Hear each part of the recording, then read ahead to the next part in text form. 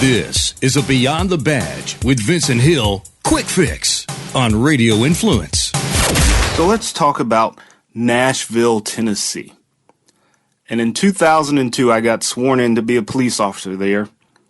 And when I got sworn in, I worked East Nashville. For the majority of my career, whether it was narcotics or when I was in patrol or flex, I worked East Nashville. So I know it quite well. There was a story on the news about an officer being assaulted in James Cayce Homes projects. Now, I spent many a night in James Cayce Homes projects. I've arrested many of people in James Cayce Homes projects. 99.2% of the people in James Cayce Home projects are black. Now, when I was there arresting those black people, was it because I wanted to harass the black community? No. Crime brings police. And the majority of my calls on an 8-hour shift were in the James Cayce Homes area. So last week, this individual decided he wanted to fight an officer. So when he started fighting this officer, more people started fighting this officer and grabbing him and kicking him. The individual was arrested. I think they made another arrest in the case. Well, here's something to think about for all those people in James Cayce Homes. The next time the media wants to call you thugs, please don't be offended by it. Because just like the saying goes, if it quacks like a duck and walks like a duck, it's a duck. If you act like a thug, guess what? You're a thug. Plain and simple. Well, let's talk about what really happened. The officer, who was Officer of the Year at one point, which is a very prestigious honor in Nashville. I won Officer of the Month a lot of times, but never had the distinct honor of being Officer of the Year. So this officer was responding to a shots fired and domestic call at James Cayce Homes projects. And I can't tell you how many times I responded to a shots fired call or domestic at James Cayce Homes projects. Now, this was way back in 2003, 2004, when I was working James Cayce Homes projects of East Nashville. So the same stuff is still going on. So what brought this officer to the scene, this white officer to the scene? Was it because he wanted to harass the black community? Because he wanted to be this one badass officer who was going to step into a crowd of 100 plus black people? No. Crime brought this officer to James Cayce Homes the same way it used to bring me to James Cayce Homes. So when he arrived, he witnessed 22-year-old Brian Shannon repeatedly assault a female. Ooh.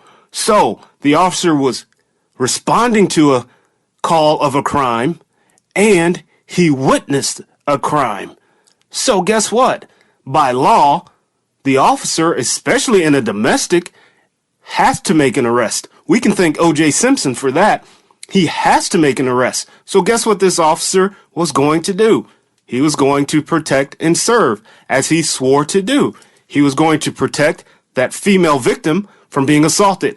But instead of making an arrest, Mr. Shannon decides, I'm going to fight this officer. I'm going to fight this officer because I'm Billy Badass. So what happens? He begins to fight him. Now, had that officer pulled out his gun, which the use of force continuum would have allowed him to do because he was outnumbered, he would have been able to articulate that I had no choice but to fire my weapon. And then here's how this would have gone down. They killed another black boy. The white police officers killed another black boy. He didn't do nothing. He was a good kid. No, he wasn't a good kid because he decided he wanted to fight the police. He wasn't a good kid because he decided he wanted to smack this female in the face. The other wasn't a good kid because he decided instead of minding his own business, he was going to try to jump the police officer too and kick at him. He was such a good kid. He had dreams. He was going to go to college. He wasn't going to go to college.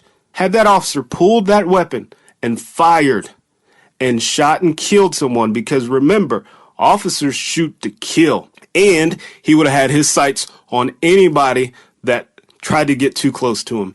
It's called scanning your sector, scan your lane. Just because one target is down doesn't mean the other's down.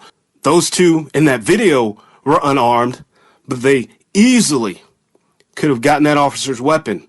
I urge you, please, please, please watch the video and tell me if those two unarmed good kids who didn't do nothing couldn't have got that officer's weapon. Please tell me that. To go back to that officer's actions, I think he showed great restraint because he could have justifiably pulled his service weapon and fired until the threat was gone. Would I have reacted any different? I'm not sure. I may have drawn my weapon and fired until the threat is gone, and I would have been justified. And I tell you what, I wouldn't have been thinking, oh, this is just a 17-year-old black kid who didn't do nothing, who had dreams. I wouldn't be thinking about Al Sharpton coming in and making me look like the devil. I wouldn't have been thinking about President Obama, the Department of Justice. I wouldn't have been thinking about the Black Lives Matter movement. Here's what I would have thought, that Vincent Hill is going home to his family tonight. And if it's between me and this suspect who is fighting me, who has a partner who is helping fight me that can get my service weapon, one of us is not going to make it home. But at the end of the day, I'm going home. So who do you think is not going to make it? And I would have been justified in pulling that trigger in James Cayce Holmes. Hey, I've pulled my gun out plenty of times in James Cayce Holmes because I was put in a situation where I needed to, because someone had a gun in their possession. Did I have to pull the trigger? No. But would I have pulled the trigger if I thought for a split second that my life was in danger? Absolutely. And then I would love to see Al Sharpton say anything about me, because I would tell Al Sharpton exactly what he can do with himself. The fat Al Sharpton and the skinny Al Sharpton. Both of them would hear a piece of my mind. Beyond the Badge with Vincent Hill can be found on iTunes, Stitcher, and RadioInfluence.com.